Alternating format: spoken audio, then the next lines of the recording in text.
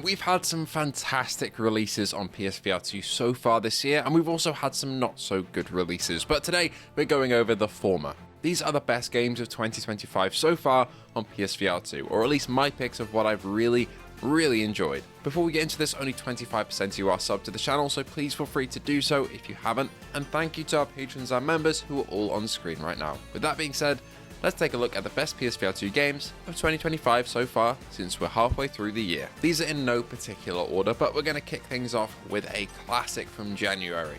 This game has possibly the best melee combat of any VR game I've ever played, except for maybe modded Blade and Sorcery, but that's really stretching it. This is of course Arken Age, the PSVR2 game that blew me away in terms of how fluid it feels to fight enemies. And it's so good in fact that the game includes guns as an option, but for 99% of the game time I didn't even use them because the sword and shield just felt that fun. Visually it runs unreprojected or reprojected depending on whether you want to prioritize visuals or performance, which is fantastic. It looks really sharp in the headset, has some fantastic climbing mechanics as well, and an amazing boss battle at the end of the game.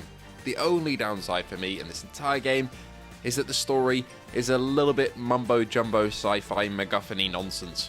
It does make sense, don't get me wrong, but there are a lot of random sci-fi jargon thrown around that will kind of throw you off if you're not completely locked into the story and the exposition at all times, which did lose me a little bit. But overall, this is just a fantastic game. Honestly, up there for Game of the Year.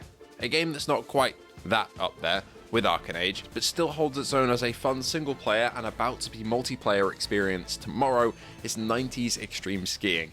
This is a downhill skiing game that is just pure fun. Even the time trials on my own when the game launched were super fun with a ton of content, but now as of Tuesday tomorrow you can jump in and play with friends, which is awesome.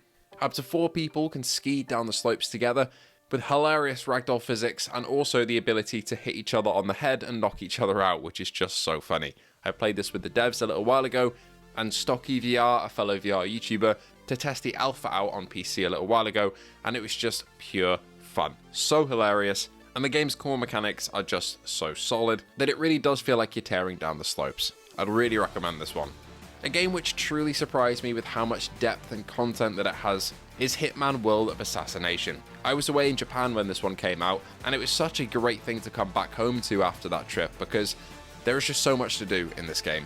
I never really was a big Hitman fan before this, but the VR port has made it so that any playstyle is viable, whether you want to go guns blazing or stealthily. With a plethora of levels across 3 games and ever-expanding DLC such as the James Bond level with Le Chiffre we got a little while ago, this is the game that truly keeps on giving and is possibly the biggest game of the year on PSVR2 in terms of notoriety and content. It'll keep you around for a very long time, and even though I haven't played everything the game has to offer just yet, I've really enjoyed every second that I've spent in Hitman. A game that we've been waiting for ages and finally dropped this year that I'd really recommend is Ghosts of Tabor. This is the Escape from Tarkov light game in virtual reality. It has full crossplay with PC and Quest, and will challenge you to go into raids, get loot, kill NPC enemies and players, and extract out of there alive, doing this either solo or with a squad of up to 3 friends. Ghost of Tabor was a long time coming, and for me it lived up to the hype. It's full of janky and weird moments, but beyond that first layer of jank, you get into the real meat of the game, and it's utterly fantastic. Some of the best gun handling, customization as well in terms of what attachments you want, and visceral feeling combat that really puts you on edge, because one shot could end up with you losing it all. So I'd really recommend Ghosts of Tabor. Before we get any further, I've got to thank today's sponsor, VRROCK. Now, VRROCK make prescription lenses for PSVR2, and in fact they've just released their revised lenses, which we're going to be taking a look at on the channel very shortly. But these lenses are either prescription or non-prescription, so if you usually wear glasses and don't want to anymore, they've got you covered, or if you just need them for protection, they've also got you covered, and they've got anti-blue light and anti-glare options. And you can get them either non-magnetic or magnetic. The VRROCK lenses are my go-tos. They're super comfortable, reliable, and I've had them since day one on my PSVR2. Their affiliate link is in the description below with my discount, so feel free to take a look. Okay, moving on, we've got a game that truly made me feel something, and that is the Midnight Walk. When it launched, this stop-motion scan game had quite a low resolution, but honestly I just didn't care. The story, the music, the characters, the world, everything here was just perfect, and it made for such a great adventure. The game has now had a resolution patch as well, but I gotta say, it does take a hit to the frame rate, especially on base PS5. If you're on Pro, it's pretty smooth from what I hear, but on base PS5 it does feel more like 50 reprojected to 120 instead of 60, which does make things feel a little bit jittery, but even still, it's such a fantastic game. I implore you to give it a go, and if you end up not crying by the end, I'll be very, very impressed. I've also got to give a shout out to Underdogs, the melee mech brawler that is getting multiplayer in the future, but allows you to customize your mech in that roguelite loop of going back into the same fights again and again, getting better and better and upgrading and learning the game's nuances and fighting towards the final bosses. That, coupled with an incredible level editor and creator and workshop page, gives this such longevity and brutal, visceral combat that you just can't find anywhere else on PSVR2, and it also runs lovely unreprojected, so that's a great game from this year.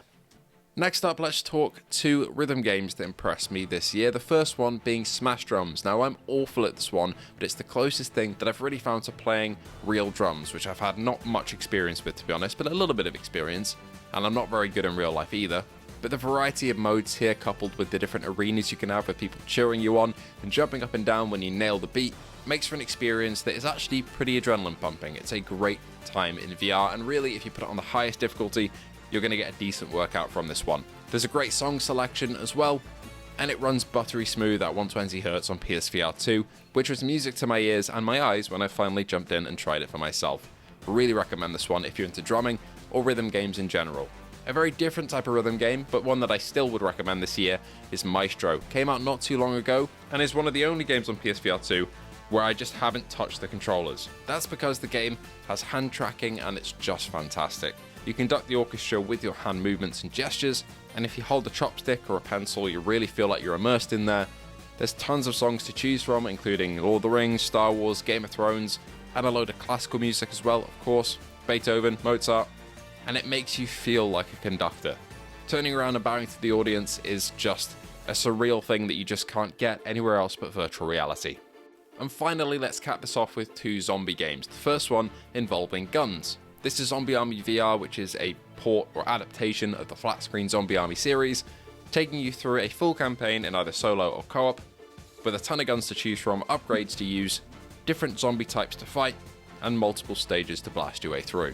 Despite it being fairly simple, I did really enjoy my time with this one. It had its issues, but ultimately, you can't really go wrong with a zombie blasting adventure like this or, say, Arizona Sunshine, so I'd definitely still put it on this list. And finally, the other zombie game is Undead Citadel. I had my problems with its writing and some of its world design in terms of encouraging you to explore, which I didn't feel like I was really motivated to do for several reasons, but the combat here feels great. Everything's physics-based as well, so you can interact with literally everything in the world that you'd be able to in real life. And the game also has the options for a reprojected mode or a non-reprojected mode, like Arken Age, which is always appreciated. I wouldn't say the combat is quite reaching the highs of Arken Age or Blade and Sorcery, but it's almost there, and if you really roleplay into it, then you'll have a good time.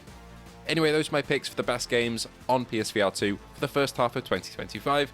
Let's see what the second half holds, as I feel like In Dreams AAA Studio is going to come out swinging with Reach later this year, which I'm really excited for. Anyway, thank you all so much for watching, thank you to our sponsor VRROCK, and I hope to see you all in the next one.